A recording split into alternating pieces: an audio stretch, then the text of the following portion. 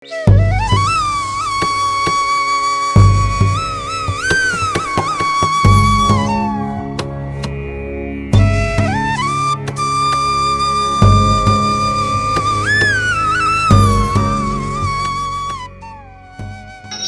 सृष्टि का आधार है। शिव ध्यान, धारणा, समाधि के देवता हैं। शिव ही आदि हैं, शिव ही अनंत हैं। श्रावण मास भगवान शिव की भक्ति और प्रकृति के सौंदर्य का उत्सव है। श्रावण मास की इस धार्मिक यात्रा में आपको एक ऐसे मंदिर ले चलते हैं जिसका निर्माण राजा वीरचंद ने 1100 वर्ष पहले करवाया था।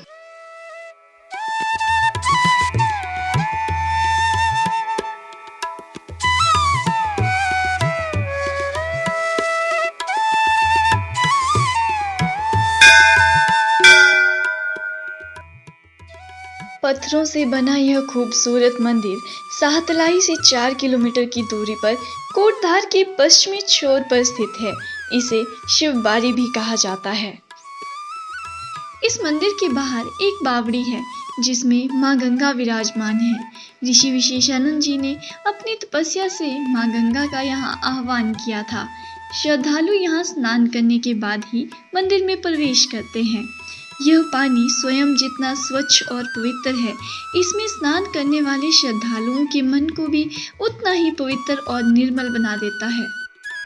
ऐसी मान्यता है, अगर कोई इस बावड़ी में सिक्का डालकर मन्नत मांगता है तो उसकी मन्नत अवश्य पूरी होती है।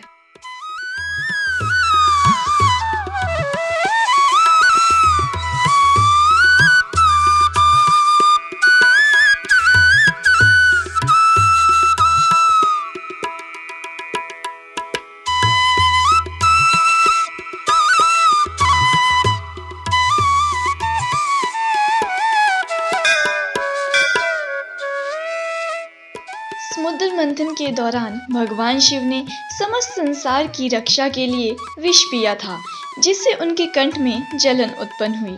तब देवताओं ने जलन शांत करने के लिए शिव जी पर जल अर्पित किया। तब से जल चढ़ाने की प्रक्रिया प्रचलित हो गई। इसके अलावा भगवान शिव को प्रसन्न करने के लिए, मनोकामना पूर्ति और मानसिक शांति के लिए भी भगवान शिव को जल अर्पित किया जाता है।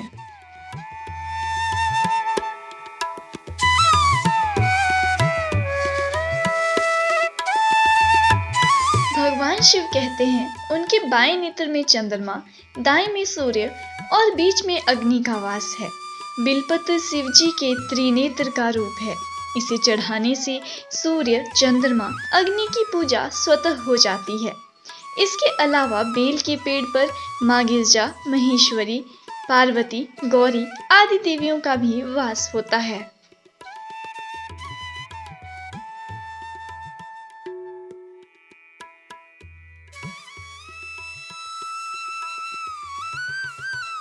पंडित जी, मंदिर के बारे में बताइए। ऐसे ही आज से 1100 साल पहले एक महात्मा विशेषानंद जी ने 4 धाम की यात्रा की हरिद्वार से शुरू। उस टाइम में भी ये बाण जंगल होते थे और कम लोग होते थे। तो महात्मा जी इस रास्ते जा रहे थे। अब तो डैम बन गया, पहले नाला ही होता था। तो यहाँ बट वृक्ष होता था, बौर का वृक्ष, अभी टूट गया, नए सिरे से उससे तैयार हो गया। शाम का बेला था, महात्मा जी यहाँ पर शाम करने के लिए बैठ गए। पास में एक बूढ़ी माता रहती थी। उसका क्या काम था कि उसने 2 गायें रखी हुई थी, उनको नीचे नदी के पास चराने के लिए ले जाती थी और अपने लिए भी वहीं से जल लाती। जब शाम को थकी हारी बूढ़ी माता यहाँ पहुँची तो महात्मा जी कहने लगे कि माता जी मेरे को थोड़ा सा जल पिला दो।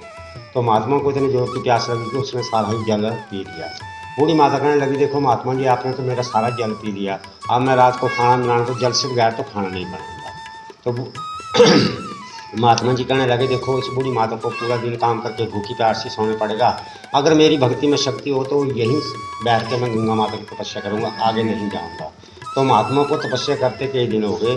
तो महात्मा की तपस्या से प्रसन्न होकर गंगा माता ने उनको साक्षात दर्शन दिए कि मांगो महात्मा जी, क्या मांगना चाहते हो। तो महात्मा ने बोला कि मेरे को कुछ नहीं चाहिए, आप सिर्फ गंगा के रूप में प्रकट होना चाहिए। तो गंगा माता ने महात्मा जी को बोला कि मैं आपको 3 निशानी भेजूँगी, जब 3 निशानी आपके पास पहुंच जाएंगी तो आप समझ लेना कि मैं यहाँ साक्षात प्रकट हो गई।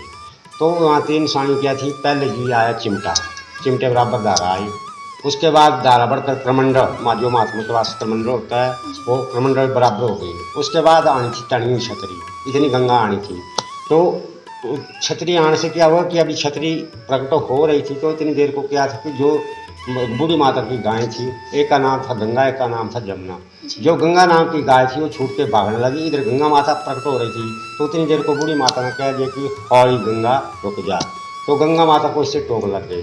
तो गंगा माता को छतरी नहीं प्रकट हुई।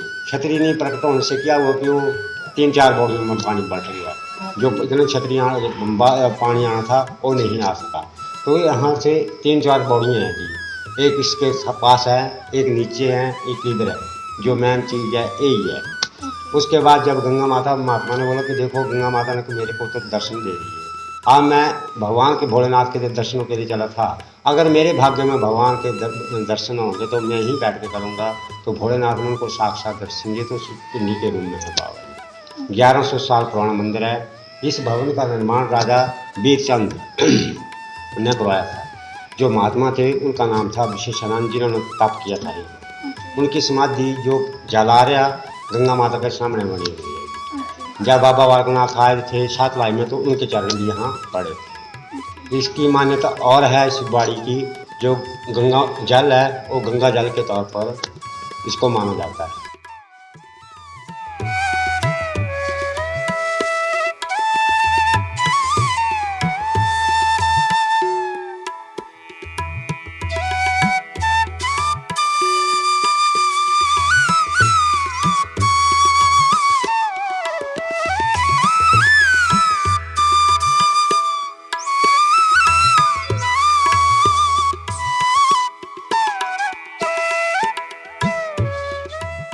भगवान शिव नंदी के माध्यम से आराधना स्वीकार करते हैं। नंदी के कान में बोली गई मनोकामना भोलेनाथ तक अवश्य पहुंचती है। यजुर्वेद में शिव को शांति दाता कहा गया है। शिव संस्कृत का शब्द है जिसका अर्थ है कल्याणकारी। शिव ईश्वर का सबसे पवित्र और शक्तिशाली नाम है।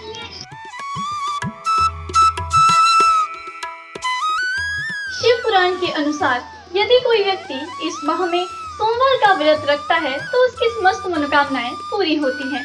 भगवान भोलेनाथ अत्यंत भोले हैं जो आसानी से प्रसन्न हो जाते हैं।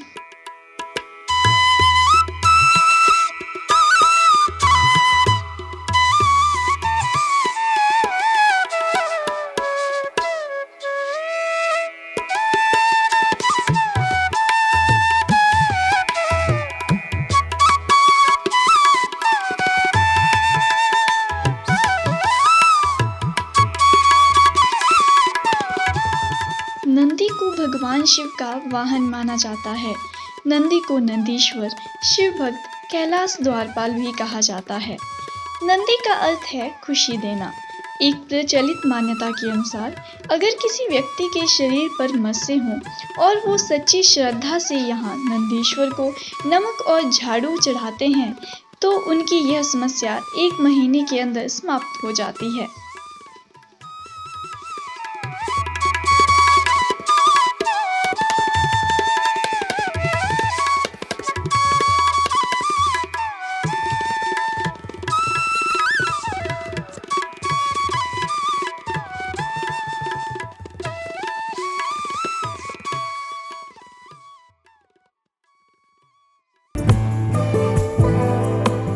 ऐसे ही वीडियोस के लिए सब्सक्राइब करें हमारा YouTube channel arrows times HP।